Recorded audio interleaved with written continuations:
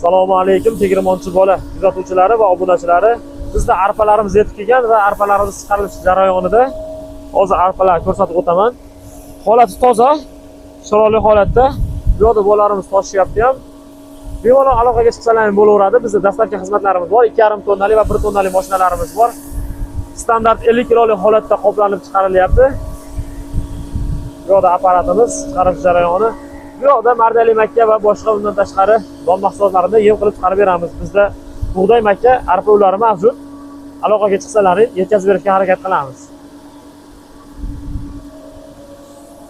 Assalomu alaykum tegirmonchi bola kuzatuvchilari va obunachilari. Bizda arpalarimiz yetib kelgan va arpalarimiz chiqarilish jarayonida hozir arpalarni ko'rsatib o'taman. Holati toza, chiroyli holatda. Bu yerda bolalarimiz toshyapti ham. Bemalol aloqaga chiqsalaring bo'laveradi. Bizda dastlabki xizmatlarimiz bor. 2,5 tonnali va 1 tonnali mashinalarimiz bor. Standart 50 kilolik holatda qoplanib chiqarilyapti. Bu yerda apparatimiz chiqarish jarayoni. Bu yerda mardali makka va boshqa undan tashqari don mahsulotlarini yem qilib chiqarib beramiz. Bizda bug'doy makka, arpa ullari mavjud. Aloqaga chiqsalaring yetkazib berishga harakat qilamiz.